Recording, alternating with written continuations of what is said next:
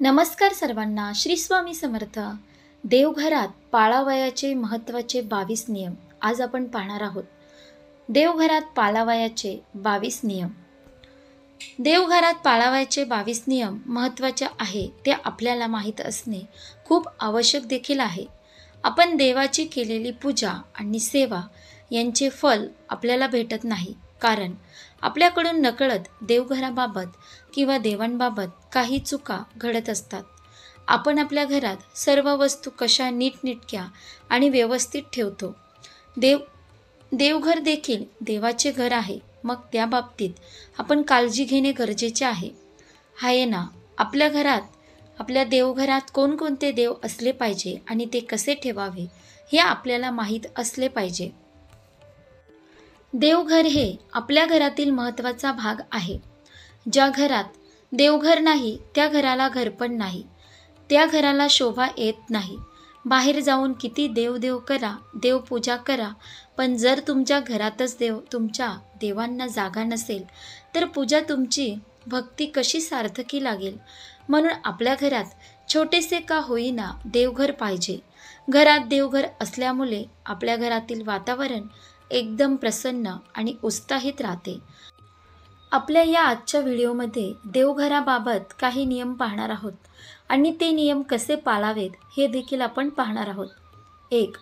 देवघरात भिंतीला किंवा आपण जे लाकडी पाट वापरतो त्यांना लाल रंग किंवा केशरी रंग असावा. 2. देवघर नेहमी स्वच्छ आणि प्रसन्न ठेवायचे आहे. देवघरात धूळ साचता कामा नये. 3. आपल्या देवघरात कोणत्याही देवाची एकापेक्षा जास्त मूर्ती किंवा फोटो ठेवू नये. 4.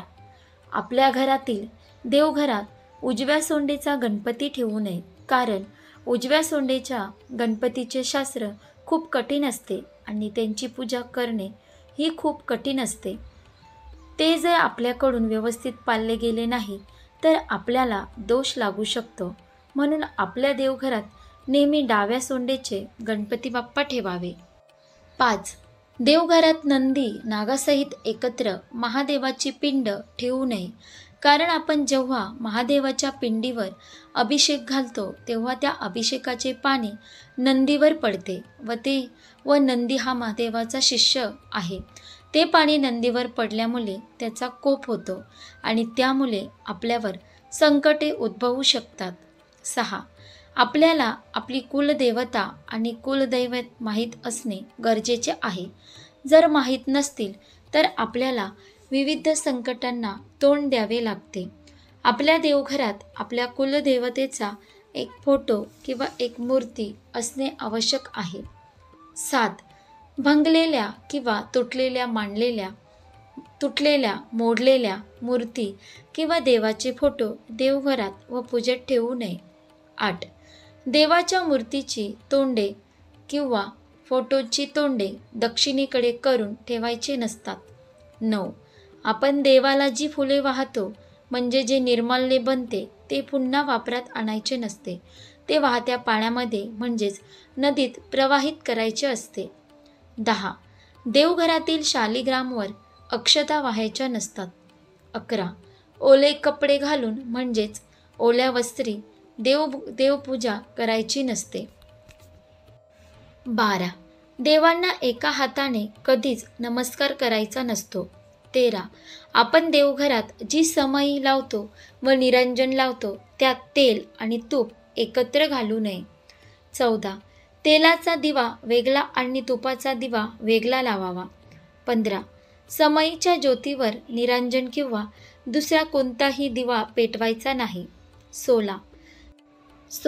समईमध्ये 3 वाती लावायच्या नसतात. एकतर 5 वाती लावायच्या किंवा एकच वात लावली तरी चालते आणि दिव्यामध्ये 2 वातीचे एकजूट करून लावावी. 17. देवांना नमस्कार करताना आपल्या डोक्यातील टोपी काढून नमस्कार करावा. देवापुढे नतमस्तक व्हायचे असते, पण त्यांना शरण गेलेलो असतो. 18. आपण देवघरात किंवा मंदिरात जी स्तोत्रे किंवा मंत्र म्हणतो ती मोठ्या आवाजात म्हणायची, परंतु जप करताना देवाचे नामस्मरण करत असतो, म्हणून ते शांततेत केलेले कधीही चांगलेच. 19. देवांना आपण जेव्हा गंध लावतो तो गंध करंगळी शेजारील बोटाने लावायचा आहे आणि आपल्या पितरांना म्हणजेच पूर्वजांना अंगठ्या शेजारील बोटाने गंध लावावा, स्वतःला मधल्या बोटाने गंध लावावा व इतरांना अंगठ्याने गंध लावावा. 20. नैवेद्याच्या पाण्यात किंवा ताटात मीठ वाढू नये, त्याचप्रमाणे कांदा, लसूण, लिंबू देखील वाढू नये, कारण हे सर्व पदार्थ तामसी आहेत. तामसी पदार्थ देवांना चालत नाही. 21.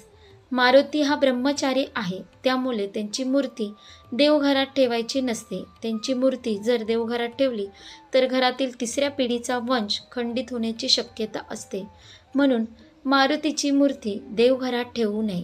22.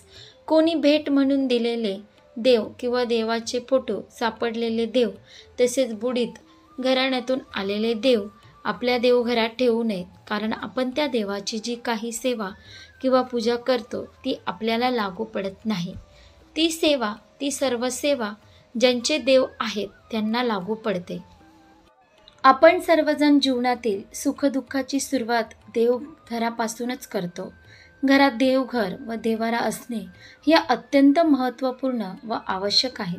नाहीतर देवघराशिवाय घर हे स्मशान मानले जाते. कारण जिथे देवघर तिथे देवाचा वास असतो, भक्ती असते, अशा ठिकाणीच शांती, सुख, समृद्धी नांदते. बहुतांशी लोकांच्या घरातील देव हे माशी लागलेले असतात, अर्थात काहींना नाक, डोळे स्पष्ट नसतात, काहींना पाठी नसते, तर काही अति जुनाट झालेले असतात, तर काही देवांना चेहराच नसतो. देव पोकळ असणे, देवाच्या बैठकीस रिबीट मारलेले असणे यामुळे भक्त कितीही पूजा करतील परंतु त्या देवाचे कोपच होत असतात. अनेक व्यंग निर्माण होतात, दोष निर्माण करतात, शुभ कार्यात अडथळे येणे, सतत आजार उद्भवणे, विनाकारण वादविवाद होणे, शिक्षण, आर्थिक समस्या इत्यादी या समस्या निर्माण होण्याला कारण देवाचा कोप असणे हे आहे. अशा प्रकारे देवघरात पाळावयाचे महत्त्वाचे 22 नियम आपल्या देवघराच्या बाबतीत पाळावयाचे आहेत. असे काही नियम पाळल्याने आपल्या देवघरात प्रसन्न वाटते आणि आपल्या घरात देखील शांतता राहते. आपल्या घरातील लोक नेहमी आनंदी राहतात. घरात नेहमी देवाचा आशीर्वाद असतो. आपल्या घरात देवाचा वास असतो. देव आपल्या घरात वावरत असतात, त्यामुळे त्यांचे घर आपण नेहमी सुंदर आणि सुशोभित ठेवले पाहिजे. अशा प्रकारे आपण पाहिलं देवघरात पाळावयाचे 22 नियम. हे नियम खूप महत्त्वाचे आहे आणि ते आपल्याला माहीत असणे देखील खूप आवश्यक आहे. म्हणून आपण देवाची केलेली पूजा आणि सेवा याचे फल आपल्याला भेटत नाही, कारण आपल्याकडून नकळत देवघराबाबत किंवा देवाबाबत काही चुका घडत असतात. आपण आपल्या घरात सर्व वस्तू कशा नीटनेटक्या आणि व्यवस्थित ठेवतो, त्याचप्रमाणे देवघर देखील देवाचे घर आहे. मग त्या बाबतीत देखील काळजी घेणे अत्यंत गरजेचे आहे. म्हणून हे 22 नियम नक्की पाळा. आशा करते तुम्हाला ही व्हिडिओ नक्की आवडली असेल तर लाईक करा, शेअर करा आणि आपल्या योगेश्वर कृपा या चॅनलला सबस्क्राईब करा. भेटू एका पुढच्या नवीन व्हिडिओमध्ये. धन्यवाद. श्री स्वामी समर्थ. जय जय स्वामी समर्थ.